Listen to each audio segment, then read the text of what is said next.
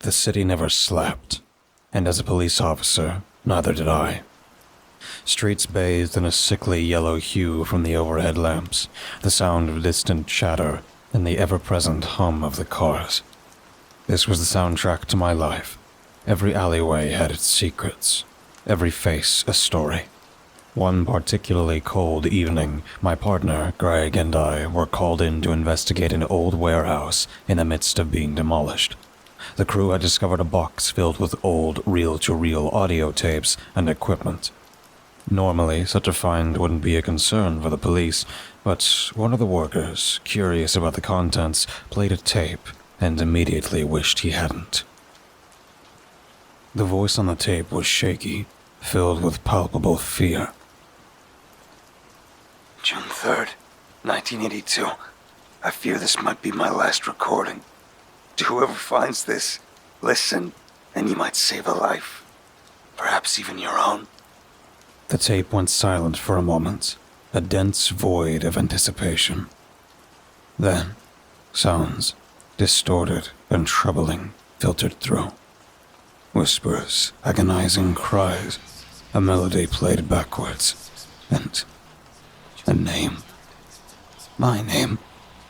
Officer Mitchell Harrison, why didn't you listen? Followed by sounds that froze the marrow in my bones. My own scream. "Turn that thing off!" I barked. My voice echoed louder than I intended. Greg, looking ashen, switched off the equipment. Mitch, what the hell was that? I shrugged, unwilling to admit how much it disturbed me. "Let's catalog everything and move out. It's probably just some kind of sick joke." However, as the days passed, my bravado melted away. I couldn't escape the feeling of being watched. Every reflection in shop windows seemed tinged with shadow, every voice whispering my name. My world was unraveling. I decided to play detective in my own life. Diving into the tapes, I discovered they were recordings made over decades. The earliest dated back to the late 40s. Each one contained warnings, dates, names. More disturbingly, those names were of police officers. And each one of those officers had met grisly ends. The modus operandi was always the same. The victim would hear their name whispered, their own voice screaming. And then, within 3 days, meet a death that mirrored the horror in the recording. Was this some kind of macabre prophecy? Or was someone making these deaths a reality? Whatever it was, I had just 2 days left. With fear gnawing at my bones, I decided to turn to Greg, my trusted partner, for help. It felt like admitting defeat, acknowledging the possibility that this absurd recording could be more than just a ghastly prank. But I needed his practical, level-headed thinking. In the gloomy confines of my apartment, I told him.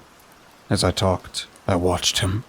His eyes never left mine, his face stoic, yet I could see the gears turning in his head.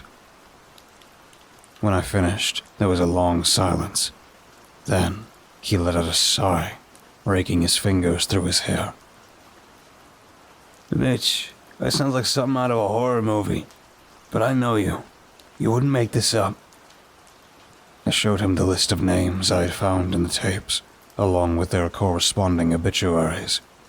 His eyes widened. This is... He didn't finish his sentence. He didn't need to. We resolved to finding out the origin of the tapes.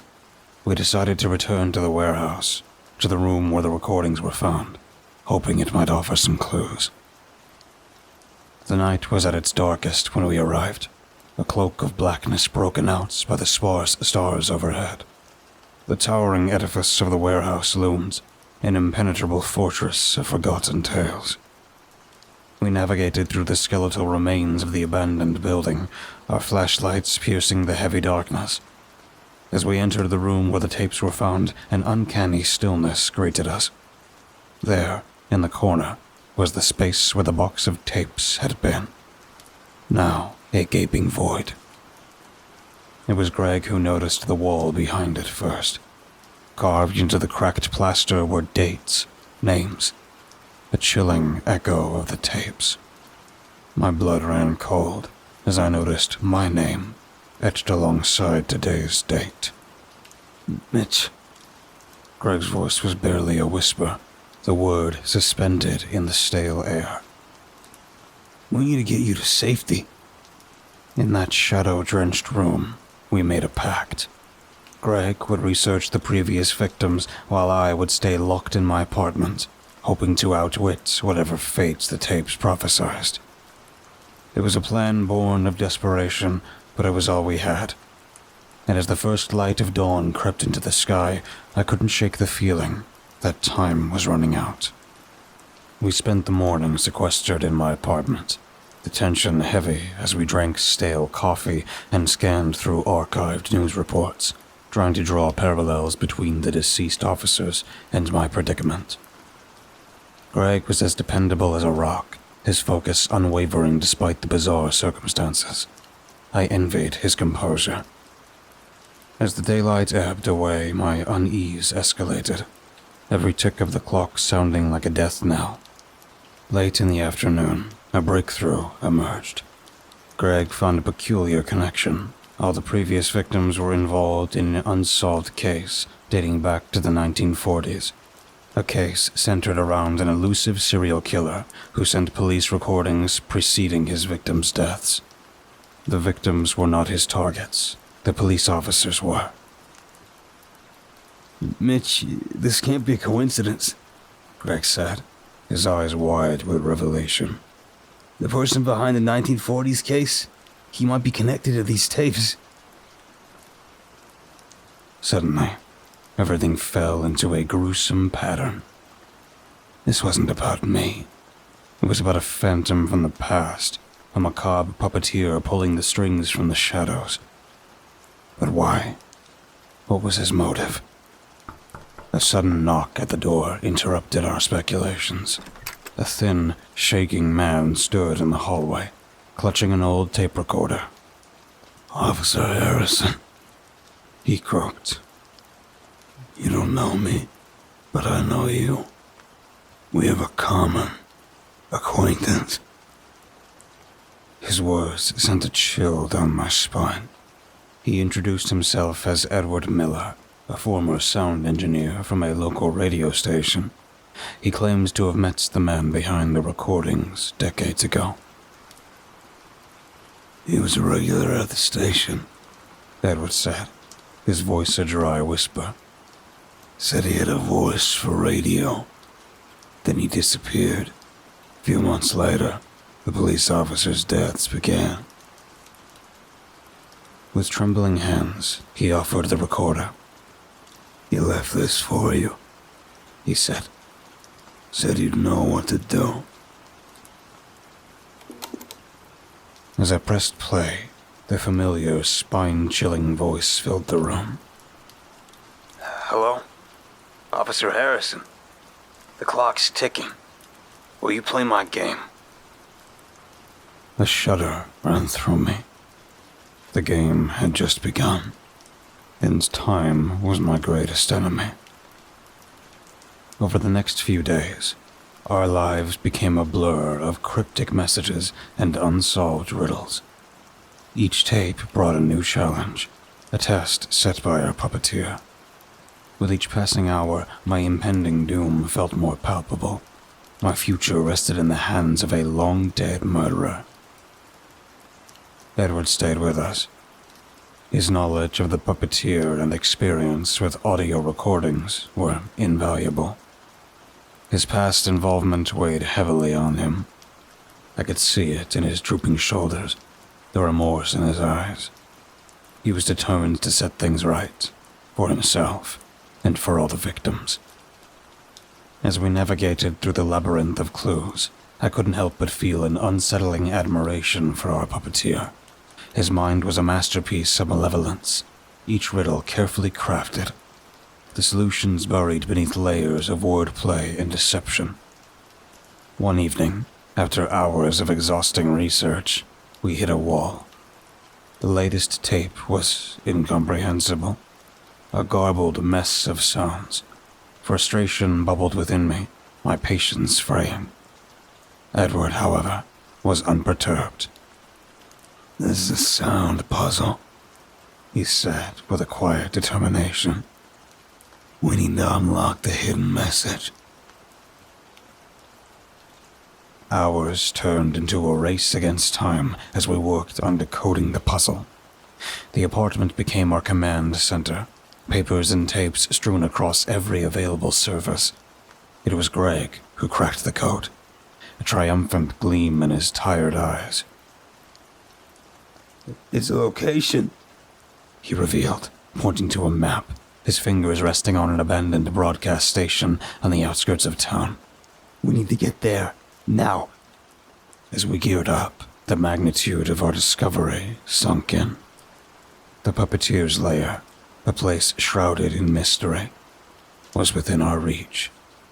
Was this a step towards survival, or a dance with death?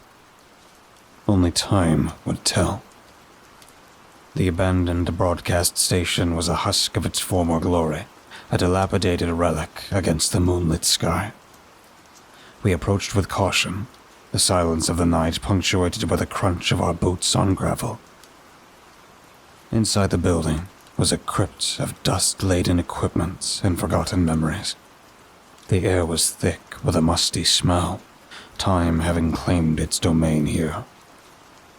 As we ventured deeper, the darkened hallways seemed to close in on us, shadows weaving their chilling tales. Edward led us to a room at the end of the hall, the former recording studio. The equipment was ancient, yet intact. Edward went to work, his fingers deftly moving across the dials and switches. From the old speakers, a recording blared. The puppeteer's voice echoed in the room, a haunting lullaby of my impending doom. But Officer Harrison, the voice crooned, your time is running out. Tick-tock, tick-tock. I felt a cold sweat prickling at the nape of my neck.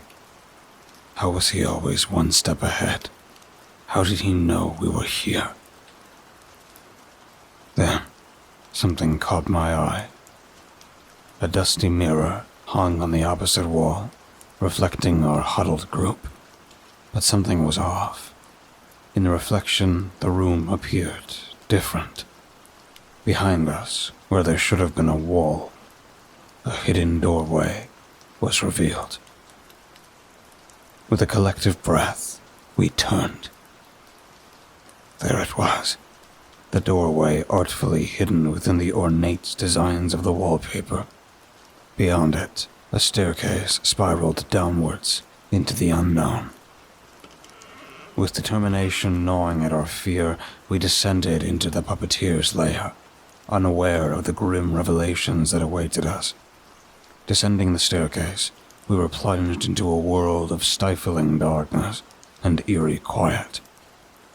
It felt as though we were moving away from reality, our senses reduced to the singular act of putting one foot in front of the other. The basement was a shrine to death, a grotesque monument of meticulous planning and execution. Photographs and newspaper clippings of deceased officers adorned the walls, my picture the latest edition. In the center was an antiquated broadcasting unit, similar to the one upstairs. The chilling revelation that this was where the puppeteer had made his deathly predictions sent a shiver down my spine. This was where my death sentence was proclaimed. Greg found a set of tapes on a desk, untouched by time. As he loaded the first tape, I held my breath, bracing for the eerie, familiar voice. But what we heard instead was a different kind of horror. A chilling orchestration of shrieks and pleas echoed through the room. The voices of the puppeteer's past victims, crying out in their final moments. Among the cacophony, A constant monologue played out, a deep voice relishing in the macabre spectacle. And then, amidst the terror, a revelation struck me. The voice in the recording wasn't the puppeteer's. It was Edward's. I turned to confront Edward, a sinking feeling in my stomach. But Edward was already looking at me, a sad smile on his face. "I'm sorry, Mitch," he said. "I've always been sorry." As the room spun around me, the pieces fell into place. Edward wasn't here to help me. He was the puppeteer, the architect of my impending doom, and I had led him right to the heart of his theater of death. The room morphed into a chilling stage, Edward's confession echoing ominously. Betrayal knotted in my stomach, rage clawing at my insides. The man I had trusted, who I thought was a victim, was the puppeteer all along. He was the harbinger of my death. Edward's eyes bore into me, carrying a mixture of regret and a strange form of satisfaction, as if, after a long time, he had come to terms with his sins, ready to face them. "Why?" The question barely made it past my lips.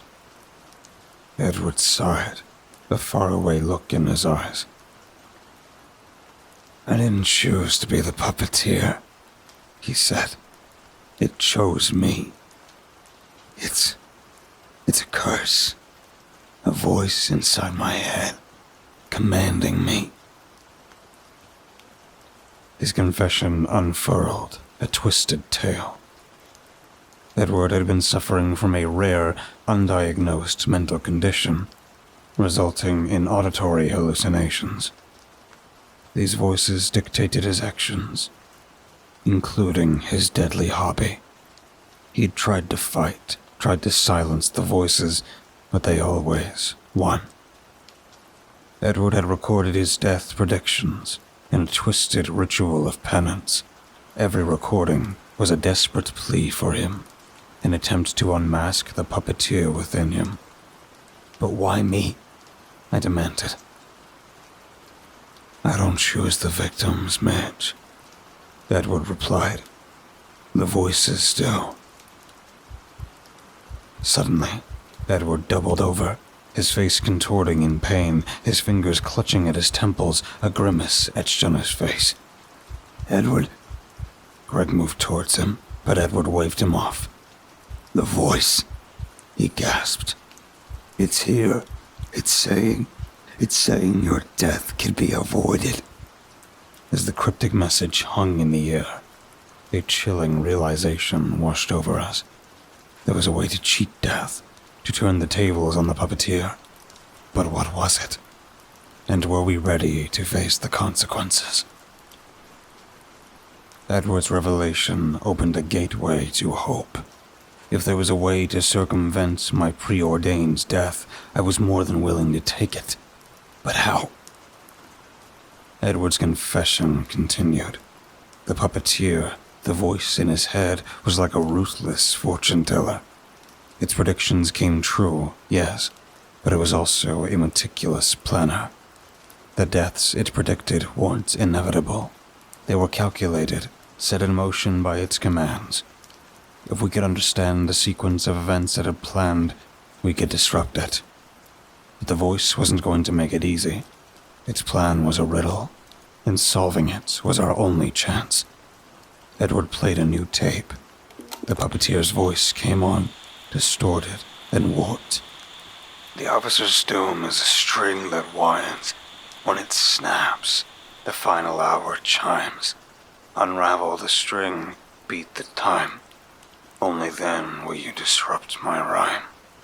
The riddle twisted my mind into knots.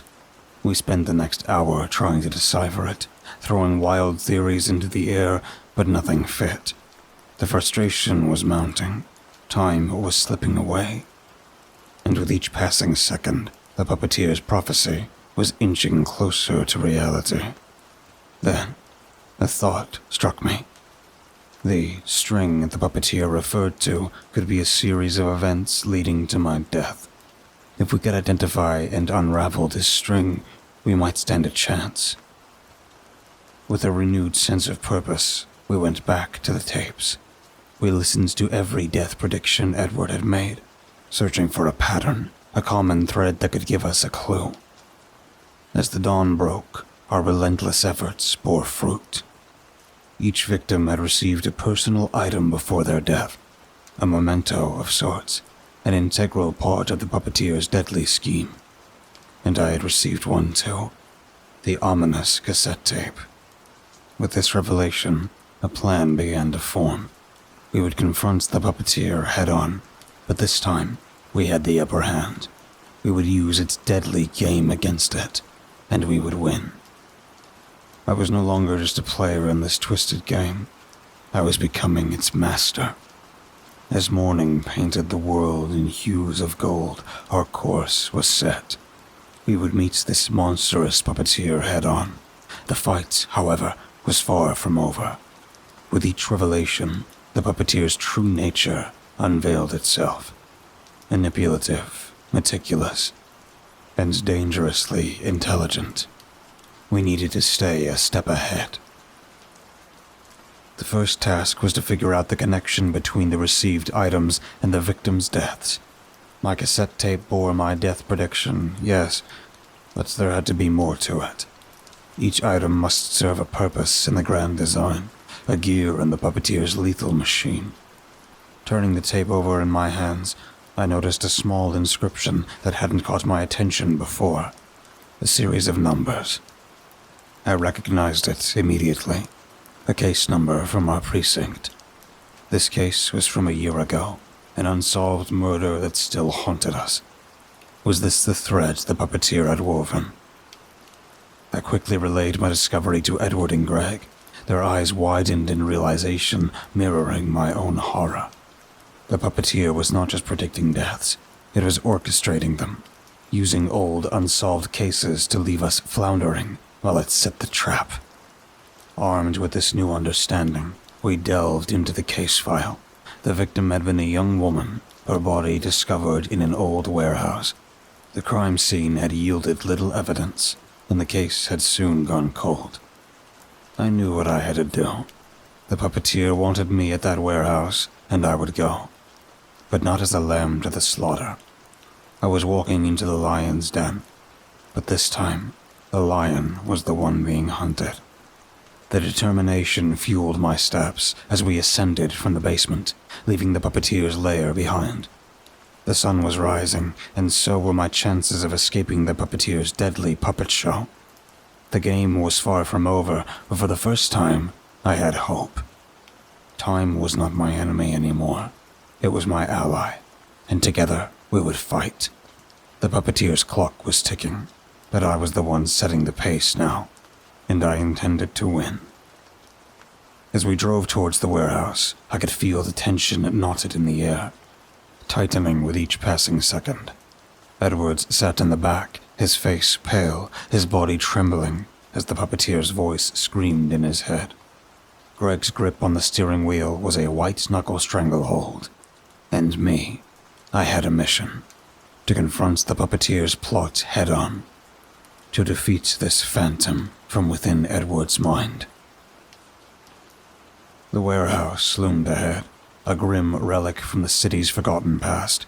Its vast, decaying structure was shrouded in the morning mist, a somber monument to my impending doom. Or maybe my salvation. As we stepped inside, a sense of déjà vu washed over me. I had been here before, investigating the woman's murder. But this time, it felt different.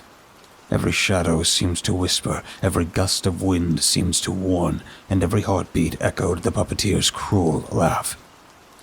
We combed through the warehouse, searching for any clue, any sign that might point us to the puppeteer's plan. Hours passed. Our efforts seemed futile. Frustration bubbled beneath the surface. Time was slipping away. Then, Edward found it. A hidden room concealed behind a rotting pile of wooden crates. Inside, a chilling sight awaited us.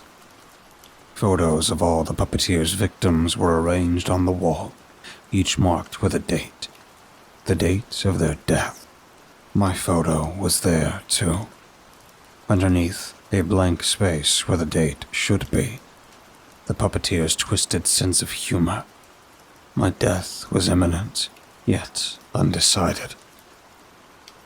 In the room's corner, a small table held another tape recorder. With bated breath, I pressed play. The puppeteer's voice, now so familiar, filled the room. Welcome, officer. Are you ready to face your destiny? The tape ended, leaving a chilling silence in its wake. I was on the puppeteer's stage now, and it was time for the final act. The chill of the puppeteer's voice still lingered in the air as we regrouped, absorbing the gravity of the situation. The eerie silence of the hidden room amplified my racing heartbeat, each thud echoing my impending mortality. I glanced at Edward. His face was ashen, eyes wide with fear and concern. He couldn't control the puppeteer, but he was here, standing with me in defiance, a kindred spirit in this dance macabre. Next, my gaze fell on Greg. His stalwart presence was a rock amidst the storm, a tangible reminder that I wasn't in this fight alone. His grip on his service weapon was firm, ready to face whatever horror the puppeteer might unleash. Finally, I glanced at my own reflection in a cracked mirror, the marionette who was attempting to cut his strings. I was trapped in the puppeteer's twisted show, yes, but the play was far from over. The next step was clear. We had to provoke the puppeteer into revealing its hand. I turned to Edward. Make it talk, I instructed. Edward nodded, a haunted look in his eyes. He closed his eyes and started whispering, engaging with the voice in his head. Moments later, his eyes flew open. It wants you to listen to another recording, he said, pointing to a stack of tapes on the table. I picked up the topmost tape, its surface cold and foreboding, placing it into the recorder. I steeled myself and hit play. The puppeteer's voice slithered through the speakers, cold and calculating. The officer's fate is a score to be played. One misstep, and the life will fade. Listen closely to the song of your end. Only then can you mend. Another riddle, and this one held the key to my survival. It was time to solve this deadly puzzle and pull the strings from the puppeteer's grasp. The final act had begun, and the stakes had never been higher. It was time for the curtain call. It was time to rewrite my fate. The cryptic riddle reverberated around the room, each word seeping into the silence. The officer's fate is a score to be played. One misstep, and the life will fade. Listen closely to the song of your end. Only then can you mend. A score to be played. The reference to music was unmistakable. But what could it mean? How could a song foretell my death? Then, it struck me. I had been looking at the puzzle all wrong. The puppeteer's game wasn't just about predicting death. It was about controlling it. And control in music came from the score, the set of written musical notations. The puppeteer was likening my life and death to a musical performance. One misstep and the life will fade. The puppeteer was warning me against mistakes, against deviating from the written score, but the score was yet unknown to me. I needed to find it, understand it. Listen closely to the song of your end. The song of my end. My death recording. The answer lay in my death recording. I had to listen to it, to interpret its hidden score. My mind raced as I inserted the tape containing my death recording into the recorder. As the horrifying sounds of my predicted demise filled the room, I listened closely, seeking the underlying score. Then it hit me. The background noise. It wasn't just static. It was a melody. A haunting tune concealed within the tape's white noise. I had found the puppeteer's score. Now, only then can you mend. To survive, I needed to rewrite this score to change my destiny. But how? How could I alter a sound recording? It was time to outsmart the puppeteer. I had been playing its game so far, dancing to its deadly tune. But now, I had a score of my own. A lifeline that could pull me back from the precipice of death. Now, the game had truly begun. Armed with my newfound understanding, I delved into the morbid composition hidden within my death recording. Edward and Greg watched, their faces etched with a mixture of fear and hope. In the somber silence of the hidden room, my destiny was playing out.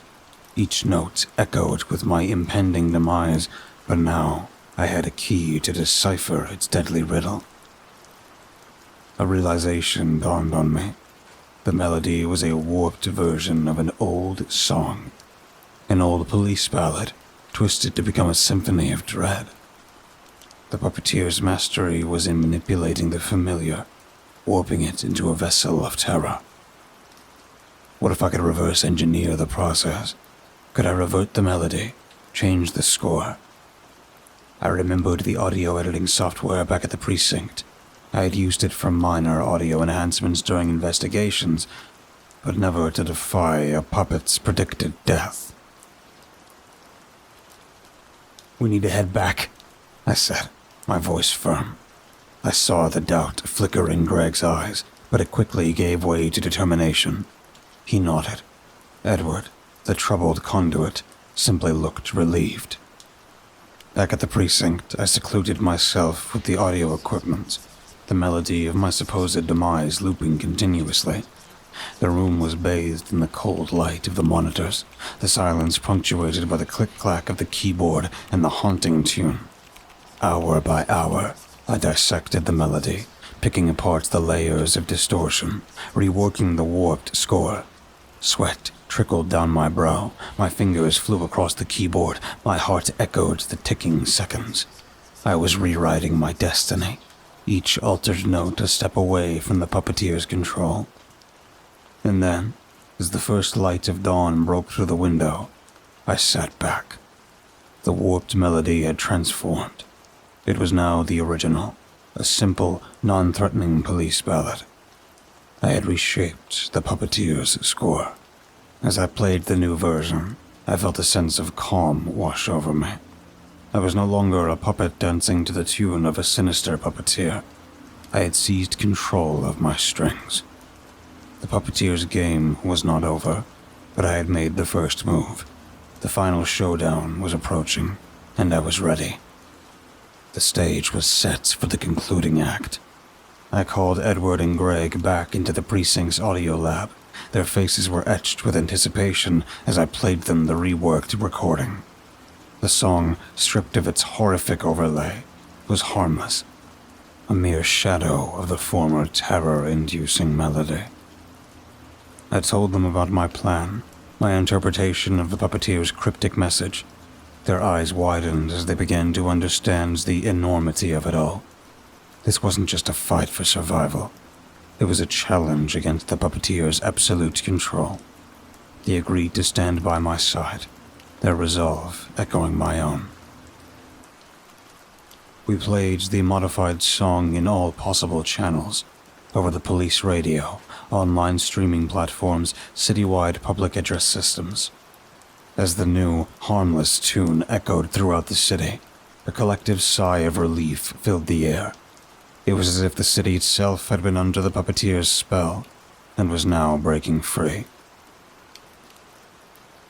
Days turned into weeks, weeks into months. The puppeteer's game fell silent, its deadly grip loosening. The dread-filled anticipation of a new tape delivery vanished, replaced by an uneasy peace. I was still alive, still defying the puppeteer's prediction. The reworked melody had changed the score. And then, 1 year later, on the anniversary of my predicted death date, I found a parcel at my doorstep. My heart froze as I recognized the puppeteer's trademark wrapping. With shaking hands, I unwrapped it. Inside was a single tape, marked with today's date. I felt a chill creep up my spine. I rushed to my old tape recorder, apprehension drumming a nervous tattoo on my consciousness. As the tape rolled, I braced myself for the worst. The tape played an unfamiliar sound. It was not a melody or a death recording, but a voice, a deep, resonant voice, filled with an eerie calm. It was the puppeteer speaking for the first time. You changed the score, It said. I miscalculated your ingenuity. The game was flawed, but it will not be next time. Until then, officer. The tape ended with an ominous silence. My skin crawled with an unspoken threat. The puppeteer was gone, but not defeated. The game had merely paused. I had won this round, but the next one was looming, promising to be even deadlier. But I was not the same person I was a year ago. I was no longer a pawn in the puppeteer's game. I was a player, ready for the next round. The puppeteer may return, but I would be waiting.